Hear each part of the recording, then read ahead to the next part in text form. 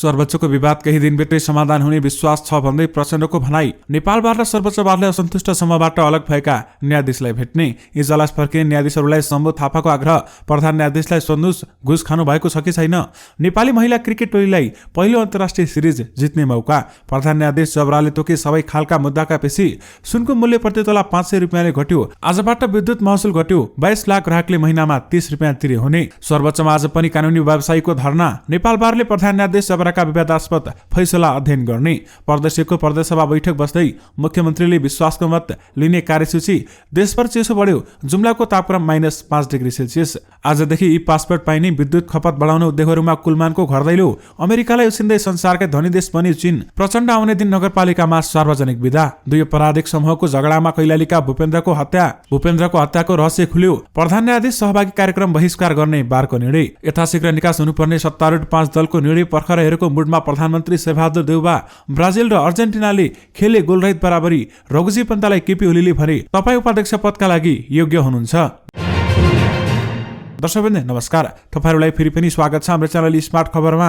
म रेन्यु पनि सदाखुशी तपाईहरु माझ देश तथा विदेशका केही महत्त्वपूर्ण अनि मुख्य समाचारहरू लिएर उपस्थित भइसकेका छौं। हाम्रो मेहनतका लागि तपाईहरुले यो भिडियोलाई एउटा सानो लाइक गरी सक्दो शेयर गर्न भने नबिर्सिनु होला। त्यसैगरी यदि तपाईहरुले अहिलेसम्म हाम्रो च्यानल स्मार्ट खबरलाई सब्स्क्राइब गर्नु भएको छैन भने सब्स्क्राइब गर्नु होला। साथै छेउमा रहेको बेल घण्टीमा क्लिक गरी अलमा क्लिक गर्न पनि नबिर्सिनु होला। आउनुहोस् आजको पहिलो समाचारतर्फ लागौं। दर्शकवृन्द आजदेखि विद्युतमा नयाँ महसुल दर लागू हुने भएको छ। 20 युनिटसम्म इनर्जी शुल्क नलाग्ने भएको हो भने नेपाल विद्युत प्राधिकरणले प्रस्ताव गरे अनुसार विद्युत नियमन आयोगले निर्धारण गरेको नयाँ महसुल दर लागू हुने भएको हो। नयाँ महसुल दर पुस महिनाको बिलिङबाट कार्यान्वयन हुने प्राधिकरणले बताएको छ भने नयाँ विद्युत महसुल दर अनुसार विपन्न मासिक 20 युनिटसम्म खपत गर्ने उपभोक्तालाई इनर्जी शुल्क लाग्दैन। यी ग्राहकहरूलाई न्यूनतम मासिक शुल्क 30 रुपियाँ शुल्क तोकिएको छ। 20 युनिट विद्युत खपत ग्राहक नेपालमा करिब 22 लाख रहेका छन् भने 22 लाखले अब प्रति महिना 30 रुपियाँ शुल्क तिरे हुने भएको छ। सिंगल फेजबाट विद्युत लिएर 151 देखि 250 युनिटसम्म खपत गर्ने उपभोक्तालाई इनर्जी शुल्क 50 रुपियाँ घटाई प्रति युनिट 9 रुपियाँ 50 पैसा कायम भएको बताइएको छ। 400 युनिट भन्दा माथि विद्युत खपत गर्ने उपभोक्तालाई इनर्जी शुल्कमा प्रति युनिट 1 रुपियाँ घटाएर 11 रुपियाँ कायम गरिएको बताइएको छ भने 3 फेज मिटर प्रयोग गर्ने उपभोक्ताका लागि न्यूनतम शुल्क यथावत राखेर इनर्जी शुल्क वर्षायाम र हितमा फरक तोकिएको छ। मासिक 400 युनिटसम्म विद्युत प्रयोग गरी 3 फेज ग्राहकलाई हाल प्रति युनिट 11 रुपियाँ 50 पैसा इनर्जी शुल्क लाग्दै आएकोमा अब वर्षका समयमा 10 रुपियाँ 50 पैसा र हितमा 11 रुपियाँ 50 शुल्क लाग्ने बताइएको छ। 400 युनिट भन्दा विद्युत खपत गर्ने ग्राहकका लागि प्रति युनिट 12 रुपियाँ इनर्जी शुल्कबाट घटाएर 10 रुपियाँ 50 पैसा र हितमा 11 रुपियाँ 50 पैसा शुल्क तोकिएको छ। विशेष गरी आजबाट विद्युत महसुल घटेको छ भने 22 लाख ग्राहकले महिनामा 30 रुपियाँ तिरे हुने भएको छ। दर्शकवृन्द काठमाडौँ उपत्यका सहित देशभर चिसो बढ्दै गइरहेको छ। काठमाडौँ उपत्यकामा आज यस वर्षको ज्वालो सुरु भए ताकै कम तापक्रम मापन भएको छ। उपत्यकाको न्यूनतम तापक्रम आज बिहान 7.8 डिग्री सेल्सियस मापन भएको जल तथा मौसम विज्ञान विभागको मौसम पूर्वानुमान महाशाखाले जनाएको छ। काठमाडौँ उपत्यकाको हिजोको न्यूनतम तापक्रम 9 डिग्री सेल्सियस र अस्ति 9.9 डिग्री सेल्सियस मापन भएको थियो। जुम्लाको तापक्रममा माइनसमा झरेको छ भने पछिल्लो मापन अनुसार जुम्लाको तापक्रम -5.5 डिग्री सेल्सियस मापन भएको मौसमविद गंगा नगरकोटीले जानकारी दिएकी छिन्। अन्य स्थानको तापक्रम पनि झर्ने क्रममा रहेको महाशाखाले जनाएको छ भने अहिले बिहान तराईका अधिकांश क्षेत्रमा पातलो तुवालो लागेको महाशाखाले जनाएको छ। मौसमविद नगरकोटीका अनुसार तुवालो घाम लागेसँगै हट्दै जानेछ भने काठमाडौँ उपत्यका सहित बागमती गण्डकी लुम्बिनी र सुदूरपश्चिम प्रदेशको पहाडी भेगमा मौसम आंशिक बदलिरहेको छ भन्दै बताइएको छ। अन्य स्थानको मौसम सामान्यतया सफा रहेको छ। विशेष गरी देशभर चिसो बढेको छ भने जुम्लाको तापक्रम -5 डिग्री सेल्सियसमा झरेको छ।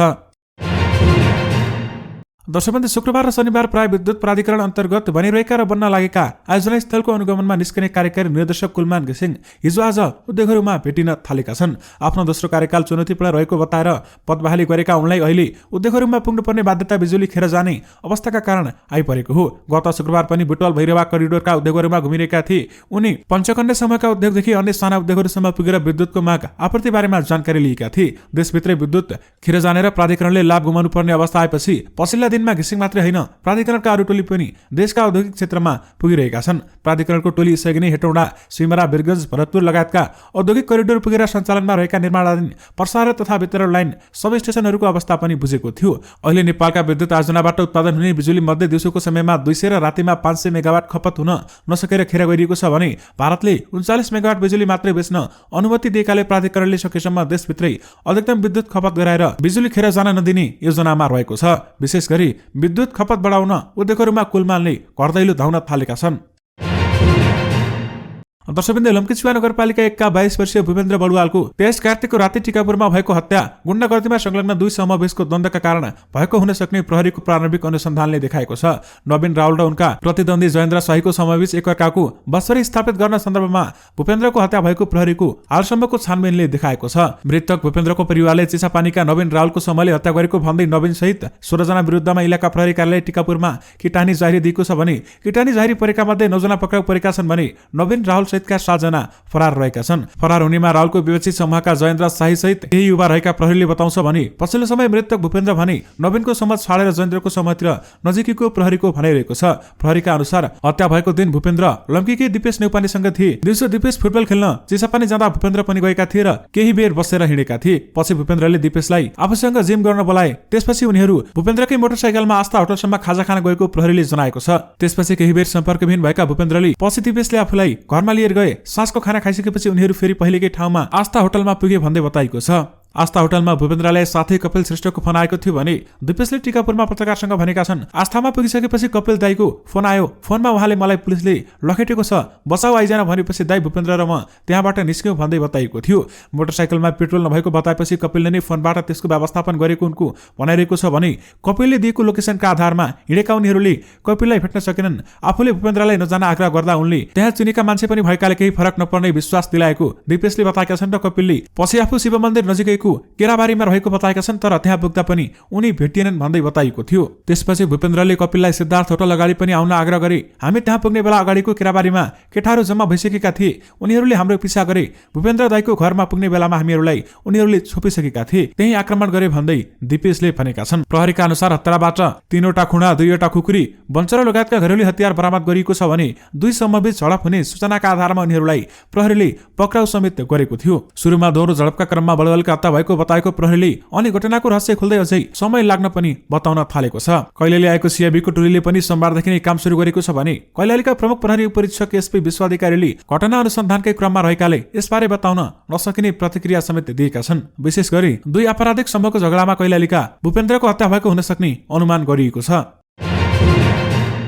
दर्शकवृन्द, छिमेकी मुलुक चीनले महाशक्ति राष्ट्र अमेरिकालाई पछि पार्दै विश्वकै धनी मुलुक बनेको छ। पछिल्लो 20 वर्षमा चीनको सम्पत्ति तीव्र गतिले बढिरहेको छ भने तर अमेरिकाको सम्पत्ति भने सोही गतिले बढेको देखिँदैन। कन्सल्टेन्सी फर्म मैकिन्से एन्ड कम्पनीको ताजा रिपोर्ट अनुसार पछिल्लो 2 दशकमा विश्वभरको कुल सम्पत्ति 3 गुणाले वृद्धि भएको छ। विश्वका 60% आय रहेका 10 मुलुकको वासलात ब्यालेन्स सिटको जाँचपछि उक्त रिपोर्ट तयार पारिएको भने 20 वर्षपछिको अवधिमा वृद्धि भएको विश्वको कुल सम्पत्ति मध्ये चीनले 1/3 अर्थात् 33% हिस्सा ओगटेको छ।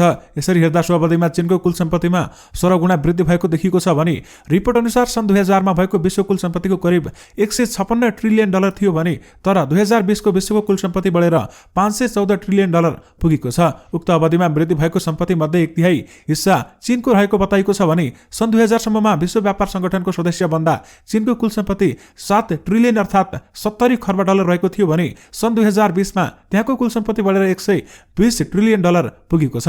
यसको अर्थात् 20 वर्षमा चीनको कुल सम्पत्ति $113 ट्रिलियन थपिएको छ भन्दै बताइएको छ। विशेष गरी अमेरिकाले उछिन्दै संसारकै धनी देश चीन बनेको छ। दर्शकवृन्द, सरकारले आजदेखि विद्युतीय राहदानी ई पासपोर्ट जारी गर्न सुरु गरेको छ। राहदानी विभागको त्रिपुरेश्वर स्थित नयाँ भवनमा आज दिउँसो 2 बजे आयोजित एक कार्यक्रममा परराष्ट्र मन्त्री नारायण खड्काले ई पासपोर्ट सार्वजनिक गर्दैछन्। ई पासपोर्ट अन्तर्राष्ट्रिय स्तरमा हाल प्रचलनमा रहेको छ। अन्तर्राष्ट्रिय नागरिक उड्डयन प्राधिकरणले आइकाओले ई पासपोर्टलाई सुरक्षित भनेर परिभाषित गरेको छ। अहिलेसम्म नेपालले मेसिन रिडेबल पासपोर्ट एमआरपी जारी गरिरहेको छ भने अब ई पासपोर्टको वितरण सुरु हुने विभागका प्रवक्ता शरदराज आरणले जानकारी दिएका छन्। विभागले मङ्सिर 1 गतेदेखि आंशिक रूपमा सुरु हुने पासपोर्ट वितरण 1 हप्ताभित्रै पूर्ण सेवामा रूपान्तरण गर्ने योजना बनाएको प्रवक्ता शरदराज आरणले जानकारी दिएका छन्। सुरुवातका केही दिनमा हामी दैनिक सीमित मात्र ई पासपोर्ट वितरण गर्छौं। प्रवक्ता आरणले भनेका छन्, पूर्ण रूपमा ई पासपोर्ट वितरण नभइन्जेल विभागले अत्यावश्यक परेर वा स्वैच्छिक रूपमा बनाउन चाहनेलाई एमआरपी पनि वितरण गरिरहन्छ भन्दै बताइएको छ। एमआरपी प्रणालीको तथ्याङ्क नयाँ प्रणालीमा सार्न र छपाईको काम प्रभावकारी बनाउन विभागले सुरुवातमा दुवै खालका पासपोर्ट वितरण गर्ने तयारी गरेको हो। विशेष गरी आजदेखि ई पासपोर्ट जारी गर्न सुरु गरिएको छ। दर्शकबन्धु, नेपालको सुनचाँदी बजारमा आज छापावाला सुनको मूल्य प्रति तोला 500 रुपियाँले ओह्रालो लागेर 94,300 रुपियाँ तोकिएको छ। आज सुन मूल्य प्रति तोला 94,800 रुपियाँमा कारोबार भएको थियो भने नेपाल सुनचाँदी व्यवसायी महासंघले सार्वजनिक गरेको तथ्याङ्क अनुसार तेजाबी सुनको मूल्य आज प्रति तोला 93,800 तोकिएको छ भने यसको मूल्य मंगलबार प्रति तोला रु 94,300 रुपियाँ रहेको थियो। त्यस्तै आज चाँदीको मूल्य अघिल्लो कारोबार मूल्यका तुलनामा प्रति तोला 10 रुपियाँले घटेर 1,280 रुपियाँ तोकेको महासंघले जनाएको छ भने चाँदी आइतबार प्रति तोला 1,290 रुपियाँमा कारोबार भएको थियो। विशेष गरी सुनको मूल्य प्रति तोला 500 रुपियाँले घटेको छ। दर्शकबन्धु, नेपाल बार एसोसिएसन र सर्वोच्च अदालत बार एसोसिएसनले असन्तुष्ट न्यायाधीशहरूको समूहबाट अलग भएका 5 प्रधान न्यायाधीशलाई भेट्ने भएको छ। सर्वोच्च बारका सचिव ऋषिराज घिमिरेले आज दिउँसो 1 बजे 5 न्यायाधीशहरूलाई भेटेर छलफल गर्ने जानकारी समेत दिएका हुन्। तेजबहादुर केसी, कुमार रेग्मी, बमकुमार श्रेष्ठ, मनोज कुमार शर्मा र कुमार चुडाल असन्तुष्ट न्यायाधीशहरूको समूहबाट अलग भएका थिए भने यद्यपि उनीहरू इजलासमा बसेका छैनन्। त्यसैगरी प्रधान न्यायाधीश दोलेन्द्र शमशेर जबराले आज बन्दी प्रत्यक्षीकरण सहित सबै खालका मुद्दामा सुनाइका लागि पेशी तोकेका छन्। 9 इजलासमा पेशी तोकिँदा उनले आफ्नो लागि भने कुनै पनि इजलास तोकेका छैनन् भने आज तोकेका मध्ये 7 संयुक्त र एकल इजलास छन्। इजलासमा पेशी तोकी पनि कुनै प्रारम्भ भने भएको छैन। प्रधान न्यायाधीश राणा मन्त्री परिषद सदस्यमा भागवण्डामा मुछिएपछि नेपाल बार एसोसिएसनको अगुवाईमा कानून व्यवसायीहरू बस भैरवी आन्दोलनमा रहेका छन् भने आन्दोलनका कारण गत कार्तिक 8 गतेदेखि मुद्दाको सुनाइ हुन सकेको छैन। बीचबीचमा बन्दीका मुद्दा मात्र सुनाइ भएको बताइएको छ। विशेष गरी प्रधान न्यायाधीश जबराले सबै खालका मुद्दामा पेशी तोकेका छन्। त्यसैगरी प्रधान न्यायाधीश दोलेन्द्र शमशेर र जबराको राजीनामा माग्दै आज पनि कानून व्यवसायीहरूले धरना दिएका छन्। सर्वोच्च अदालतकै हाताभित्र पुगेर कानून व्यवसायीहरू धरनामा बसेका हुन् भने प्रधान न्यायाधीश जबरा मन्त्री परिषद सदस्यको भागवण्डामा मुछिएपछि नेपाल बार एसोसिएसनको अगुवाईमा कानून व्यवसायीहरूले यही कार्तिक 14 गतेदेखि उनको राजीनामा माग्दै प्रदर्शन गर्दै आएका छन्। विशेष गरी सर्वोच्चमा आज पनि कानून व्यवसायीले धरना दिएका छन्। त्यसैगरी नेपाल बार एसोसिएसनले प्रधान न्यायाधीश दोलेन्द्र शमशेर जबरा जोडीका विवादास्पद आदेश तथा फैसलाहरूको अध्ययन गर्ने भएको छ। मंगलबार राति यसबारेमा निर्णय गर्दै बारले त्यसका लागि देशबाट उजुरी गुनासो र अरू विवरण भए नेपाल बार एसोसिएसनमा पठाउन आह्वान गरेको छ। नेपाल बार एसोसिएसनको उपाध्यक्ष रक्षा बसालले प्रधान न्यायाधीश जबरा संलग्न भएको इजलासबाट भएका आदेश र फैसलाहरूमाथि अध्ययन गर्ने योजना बनेको बताएकी छन्। त्यसैगरी नेपाल बार एसोसिएसनले प्रधान न्यायाधीश दोलेन्द्र शमशेर जबराको राजीनामा माग गर्दै भइरहेको आन्दोलनलाई निरन्तरता दिने भएको छ। साथै 3 मङ्सिरसम्म राजीनामा नदिई उच्च अदालतको इजलासमा भएका 18 स्थानमा पनि विरोध प्रदर्शन गर्ने बारले बताएको छ। नेपाल बार र सर्वोच्च बारका पदाधिकारीहरूले मंगलबार सर्वोच्च अदालतका 13 न्यायाधीशहरूसँग छलफल समेत गरेका थिए भने लगत्तै बसेको बारको बैठकले सर्वोच्च अदालत परिसरमा भइरहेको आन्दोलनलाई मङ्सिर 3 गतेसम्म निरन्तरता दिने निर्णय समेत गरेको छ। विशेष गरी प्रधान न्यायाधीश सहभागी कार्यक्रम बहिष्कार गर्ने बारले निर्णय गरेको छ। दर्शकबन्धु, नेकपा माओवादी केन्द्रका अध्यक्ष पुष्पकमल दाहाल प्रचण्डले 1-2 दिनभित्रै अदालतमा देखिएको विवाद समाधान हुने विश्वास व्यक्त गरेका छन्। अदालतमा देखा परेका समस्या बारेमा गम्भीर ध्यानाकर्षण भएको भन्दै दाहालले यो समस्याको छिटोभन्दा छिटो समाधान होस् भन्ने अपेक्षा राखेको समेत बताएका छन्। महोत्तरीको रामगोलपुरमा नगरपालिकामा आयोजित कार्यक्रममा सहभागी हुन आउने क्रममा बुधबार जनकपुर विमानस्थलमा पत्रकारसँग छोटो कुराकानी गर्दै उनले अदालतको समस्या समाधानका निम्ति सबै पक्षले आफ्नो ठाउँबाट पहल गर्ने आशा समेत व्यक्त गरेका छन्। हामी अदालतबाट 1-2 दिनभित्र समस्या समाधान होस् भन्ने चाहन्छौँ भन्दै उनले भनेका छन्। विशेष गरी सर्वोच्चको विवाद केही दिनभित्रै समाधान हुने विश्वास छ भन्दै प्रचण्डले भनेका छन्। दर्शकबन्धु, नेपाली महिला क्रिकेट टोलीले आज घरेलु टिम कतारसँग दोस्रो T20 क्रिकेट खेल्दैछ। 3 खेलको T20 क्रिकेट सिरिज अन्तर्गत नेपालले आज दोस्रो खेल खेल्न लागेको हो भने खेल कतार स्थित West End Park international cricket मैदानमा अपराह्न 4:45 बजे सुरु हुने बताइएको छ भने नेपालले सिरिज अन्तर्गत पहिलो खेलमा कतारलाई 119 रनको विशाल अन्तरले पराजित गरेको थियो। नेपाल आजको खेलमा जति सच निकाल्दै सिरिज कब्जा गर्ने दाउमा हुन्छ। आफूभन्दा निकै कमजोर देखेको कतारलाई 1 खेल पनि अघि नै पराजित गर्दै सिरिज आफ्नो नाममा पार्न चाहन्छ नेपाल। हिजोको खेलबाट उच्च मनोबलका साथ मैदानमा उत्रिँदै नेपाल कतार पनि नेपाललाई रोक्ने दाउमा हुनेछ। विशेष गरी नेपाली महिला क्रिकेट टोलीलाई पहिलो अन्तर्राष्ट्रिय सिरिज जित्ने मौका रहेको छ।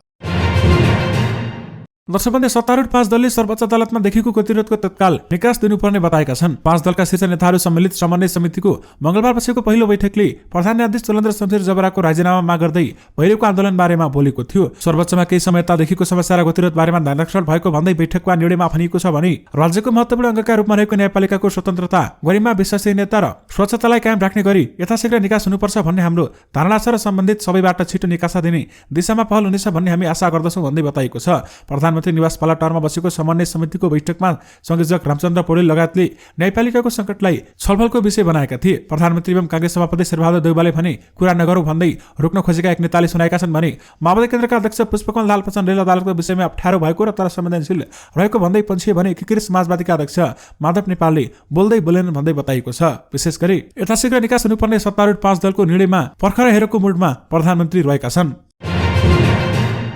दर्शकवृन्द, कतार विश्वकप 2022 को दक्षिण अमेरिकी छनौटमा चिरपरिचित प्रतिद्वन्दी ब्राजिल र अर्जेन्टिनाले गोलरहित बराबरी खेल्दै अङ्क बाँडेका छन्। अपराजित रहँदै विश्वकप छनौटमा भइरहेको ब्राजिलले छनौटमा प्रतिपक्षमा रहेको अर्जेन्टिनालाई गोलको कुनै अवसर दिएन भने बराबरीपछि दक्षिण अमेरिकी छनौटको 13 खेलको समाप्तिमा दुवै टिम अपराजित रहेका छन्। नेमार बिना मैदानमा उत्रिएको ब्राजिलले कप्तान लियोनल मेसी सहितको अर्जेन्टिनालाई गोलको अवसर दिएन भने बल पोसेसनमा नियन्त्रणमा बावजुद अर्जेन्टिनाले ब्राजिलको डिफेन्स लाइनअप चिर्न सकेन। दोस्रो हाफको 61 मिनेटमा ब्राजिलका मिडफिल्डर फ्रेडले गरेको प्रहार क्रसबारमा लाग्दा ब्राजिल सम्भावित अग्रताबाट चुकेको थियो। विशेष गरी ब्राजिल र अर्जेन्टिनाले गोलरहित बराबरीमा खेलेका छन्।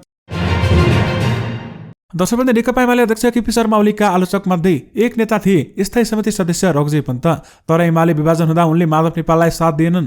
10 भाइ मध्येका एक पन्तले एमालेमै रहने निर्णय गरेका थिए। 2071 सम्पन्न एमाले नवौं महाधिवेशनमा पन्त माधव नेपाल समूहबाट पन्तले उपमहासचिव पदमा प्रतिस्पर्धा गरेका थिए तर पराजित भएका थिए भने एमाले विभाजन अघिसम्म अध्यक्ष ओलीको प्रमुख आलोचक रहेका पन्तले यसपटक उपाध्यक्ष पदमा प्रतिस्पर्धा गर्ने योजना बनाएका छन्। यस विषयमा छलफल गर्न उनले अघिल्लो हप्ता एमाले अध्यक्ष केपी ओलीसँग नै छलफल गरेका थिए भने ओलीले जवाबबाट उनी उत्साहित छन्। पन्तका भनाइमा उपाध्यक्षमा प्रतिस्पर्धा गर्ने योजना सुनाउँदा केपी ओलीले पन्तलाई सकारात्मक जवाब दिएका छन्। मैले केही दिन अघि नै अध्यक्ष कमरेडलाई भेटेर उपाध्यक्ष पदमा जिम्मेवारी दिन लागेको जानकारी दिएको थिएँ। पन्तले भनेका छन्, तपाईँ अध्यक्ष भएको हुनाले तपाईँलाई जानकारी दिएको हुँ। मेरो उपाध्यक्षमा उठ्ने इच्छा छ भन्दै बताएको थिएँ। उपाध्यक्ष पदका लागि आफू योग्य रहेको दाबी पनि ओलीसँग पेश गरेका थिए र पन्तका भनाइमा उपाध्यक्ष पदका लागि आफू योग्य रहेको बताएपछि त्यसमा केपी ओलीले सहमति जनाएका थिए भन्दै बताइएको छ। हो, तपाईँले उपाध्यक्ष पद डिजर्भ गर्नुहुन्छ, केपी ओलीको भनाइ उद्धृत गर्दै पन्तले सुनाएका छन्। दर्शकवृन्द, प्रदेश प्रतिसभाको नवौं तथा हिउँदे अधिवेशनको 6औं बैठक आज बस्दैछ। आज बस्ने बैठकमा मुख्यमन्त्री राजेन्द्र राईले विश्वासको मत लिनेछन् भने मुख्यमन्त्री राईले मंगलबार विश्वासको मत लिने तयारी गरेका थिए। तर एमालेले बैठक स्थगित गर्न माग गर्यो। सत्तापछि बैठक पनि स्थगित गर्न तयार थिएन। सत्तापछिको जोडबलमा बसेको बैठकमा विश्वासको मत सम्बन्धी प्रस्ताव पेश गर्ने कार्यसूची थियो तर प्रदेश सभामुख प्रदीप कुमार भण्डारीले कार्यसूचीमै प्रवेश नगरी बैठक आज बिहान 11:30 बजेसम्मका लागि स्थगित गरेका थिए। नेत्र विक्रम चन्द्र विप्लव नेतृत्वको पार्टीका कारण आफूलाई संसद आउन नसक्ने भन्दै मंगलबार एमालेले बैठक स्थगित गर्न आग्रह गरेको थियो भने आज बस्ने बैठकमा विश्वासको मत लिने मुख्यमन्त्रीको तयारी रहेको छ। विशेष गरी प्रदेशको प्रदेशसभा बैठक बस्दैछ भने मुख्यमन्त्रीले विश्वासको मत लिने कार्यसूची रहेको बताइएको छ। दर्शकवृन्द, वरिष्ठ अधिवक्ता सम्बोध थापाले सर्वोच्च अदालतका न्यायाधीशहरू इजलासमा फर्किनु अघि प्रधान न्यायाधीश शैलेन्द्र शमशेर जबरालाई घुस खानु भएको छ कि छैन भनेर सोध्न आग्रह गरेका छन्। जबराको राजीनामा माग गर्दै नेपाल बार एसोसिएसनले आयोजना गरेको विरोध सभालाई सम्बोधन गर्दै थापाले आफूहरूले जबरा भ्रष्टाचारमा डुबेको देखेको बताएका छन् भने उनले भनेका छन्, जो हतार हतार इजलासमा बस्नुहुन्छ तपाईहरूले प्रधान न्यायाधीशलाई सोध्नुहोस् घुस खानु भएको छ कि छैन। यदि यो नसोधी जबराले तोकेको इजलासमा बस्ने हो भने उनीहरू पनि दूषित हुने थापाले बताएका छन्। सभाअघि कानून व्यवसायले सर्वोच्च अदालत परिसरमा प्रधान न्यायाधीश जबराको राजीनामा माग्दै नाराबाजी समेत गरेका थिए। दर्शकवृन्द, माओवादी केन्द्रका अध्यक्ष पुष्पकमल दाहाल प्रचण्ड आउने कार्यक्रमका लागि भन्दै महोत्तरी रामगोलपुर नगरपालिकाले सार्वजनिक विदा दिएको छ। प्रचण्ड भोलि वडा नम्बर 2, 3, 4, 5, 7, 8 र 9 को आधारभूत स्वास्थ्य केन्द्रहरूको उद्घाटन गर्ने कार्यक्रम रहेको छ भने त्यही कार्यक्रमका लागि भोलि गाउँपालिकामा सार्वजनिक विदा दिएको नगर प्रमुख अशोक मण्डलले जानकारी दिएका छन्। दर्शकवृन्द, सँगै तपाईँहरूमाझ आजका सबै मुख्य समाचारहरू राखिसकेका छौँ। फेरि पनि तपाईँहरूमाझ नयाँ रिपोर्टहरूको साथमा उपस्थित हुने नै छौँ। अहिले भने मलाई बिदा दिनुहोस्। नमस्कार।